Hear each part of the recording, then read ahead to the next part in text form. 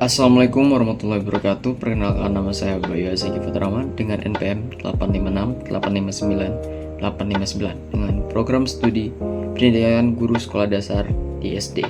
Di sini saya akan menjelaskan tentang memahami Automate Online Protecting, menjaga integritas akademi di era digital. Halo, selamat pagi, selamat malam, dan salam sejahtera bagi kita semua. Pada kesempatan kali ini saya akan membahas tentang perkembangan teknologi digital telah mengubah berbagai aspek pendidikan, termasuk cara pelaksanaan ujian dan asesmen. Seperti yang kita ketahui, di setiap semester, di akhir pembelajaran ataupun di pertengahan semester, itu ada yang namanya ujian atau asesmen. Salah satu inovasi yang banyak digunakan saat ini adalah Automate Online Protecting atau sistem pengawasan ujian daring berbasis teknologi. Melalui video ini kita akan membahas yang pertama, apa itu Automate Online Protecting, kedua, bagaimana sistem tersebut bekerja, ketiga, manfaatnya dalam menjaga integritas akademik, dan keempat, bagaimana universitas melindungi privasi mahasiswa. Baik, kita masuk ke bagian pertama. Apa sih yang namanya Automate Online Protecting? Automate Online Protecting atau AOP adalah sistem pengawasan ujian daring yang memanfaatkan teknologi kecerdasan buatan atau Artificial Intelligence atau yang biasa kita sebut di keseharian kita adalah AI untuk membantu memantau peserta ujian secara otomatis. Jika pada ujian tatap muka atau yang biasa dilakukan pada zaman kita terdahulu, terdapat pengawasan yang mengawas peserta secara langsung di ruang kelas, maka dalam sistem AOP fungsi tersebut dibantu oleh teknologi digital. Sistem ini dapat memantau aktivitas peserta selama ujian berlangsung melalui kamera, mikrofon, dan perangkat komputer yang digunakan. Tujuannya adalah untuk memastikan bahwa proses ujian berlangsung secara jujur, adil, dan sesuai dengan aturan akademik yang berlaku. Dengan demikian, Automate Online Protecting menjadi solusi yang mendukung pelaksanaan asesmen secara flexibility tanpa mengurangi kualitas dan kredibilitas hasil ujian. Nah, sekarang kita akan masuk ke bagian kedua. Bagaimana sistem Automate Online Protecting bekerja? Secara umum, proses kerja AOP ini atau Automate Online Protecting terdiri atas beberapa tahap. Tahap yang pertama, verifikasi identitas. Sebelum ujian dimulai, mahasiswa atau pelajar diminta melakukan verifikasi identitas menggunakan kartu identitas atau foto wajah. Seperti kita tahu, kalau misalnya sekarang di tes CPNS atau mungkin tes akhir ujian di UT, kita akan diberikan kartu peserta. Dan yang tahap kedua, pemeriksaan lingkungan ujian.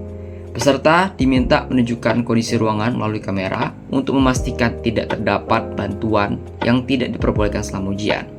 Yang artinya di sini bahwa tempat ujian itu harus steril dan tidak melanggar peraturan yang ditentukan universitas atau sekolah.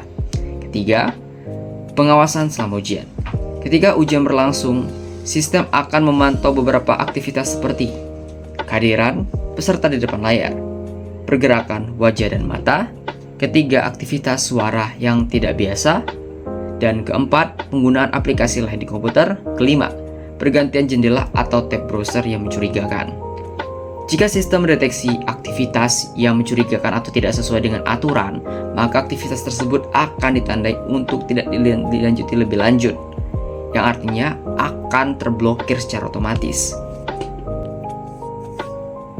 Dan tahap terakhir, tahap keempat adalah analisis dan laporan. Laporan tersebut kemudian dapat ditinjau oleh pihak yang berwenang sesuai prosedur akademik yang berlaku. Setelah ujian selesai, sistem menghasilkan laporan yang berisi catatan aktivitas selama ujian berlangsung.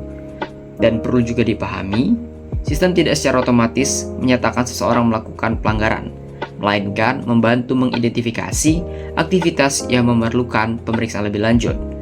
Berarti AOP ini atau Automatic Protecting tidak menggantikan tugas pengawas, tetapi menjadi alat bantu bagaimana tugas pengawas bisa diperpanjangkan tangan dan lebih fleksibel dan bisa mencakup semua peserta ujian dan harus bisa dikontrol dan tidak lepas dari pengawasan.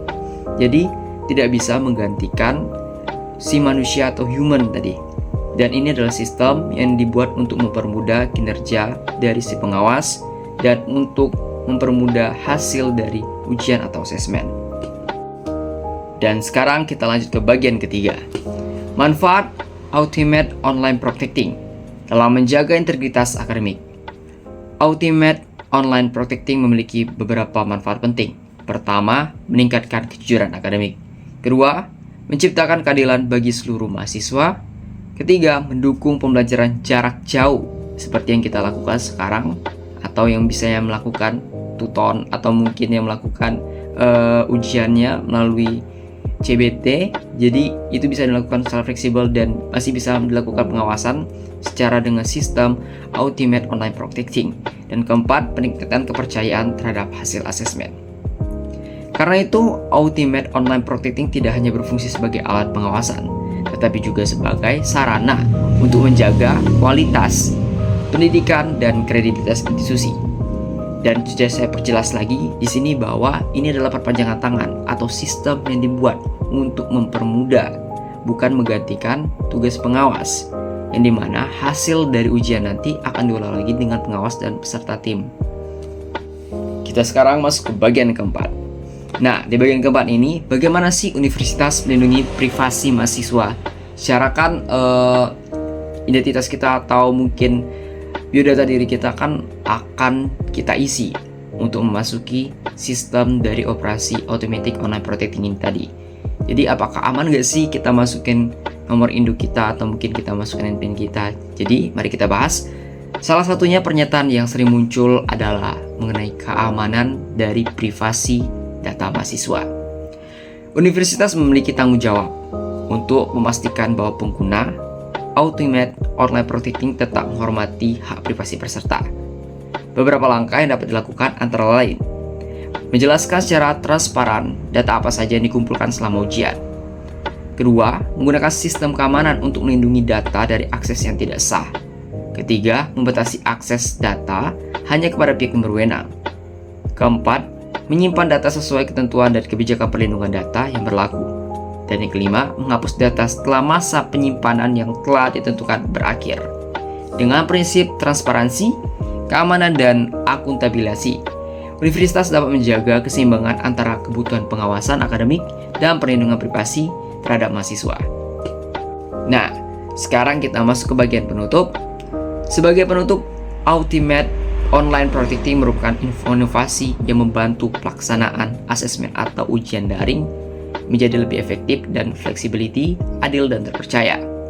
Teknologi ini mendukung integritas akademik melalui proses pengawasan yang sistematis sekaligus tetap memerlukan komitmen institusi untuk menjaga keamanan dan privasi dari mahasiswa maupun mahasiswi. Mari kita manfaatkan teknologi sebaik mungkin dan sebijak mungkin untuk menciptakan lingkungan pembelajaran yang jujur, berkualitas, dan berorientasi pada pengembangan kompetensi.